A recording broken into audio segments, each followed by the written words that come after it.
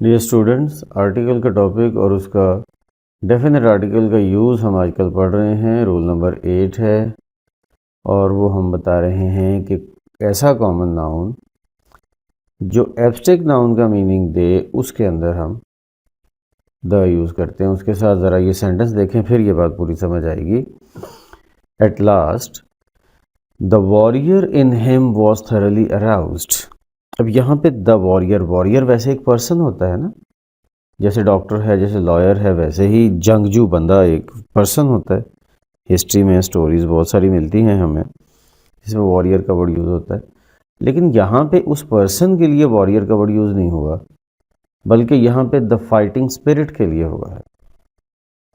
The warrior in him, उसके अंदर का जंगजू। तो जब इस तरह से एब्स्ट्रैक्ट सेंस में, यानी कि एक आइडिया की सेंस में हम किसी कॉमन नाउन को यूज़ कर रहे होंगे तो उसके साथ हम द लगाएंगे। At last the warrior in him was thoroughly aroused. ठीक है, इसी तरह से check the beast in you.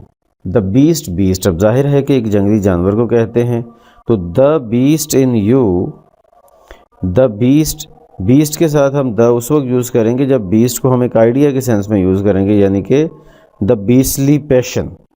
इसी तरह से वो कहते हैं ना, the teacher in you is always active.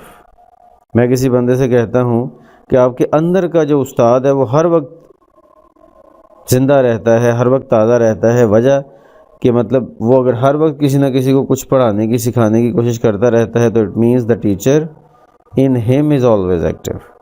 That's it for today. Allah हाफ़िज़।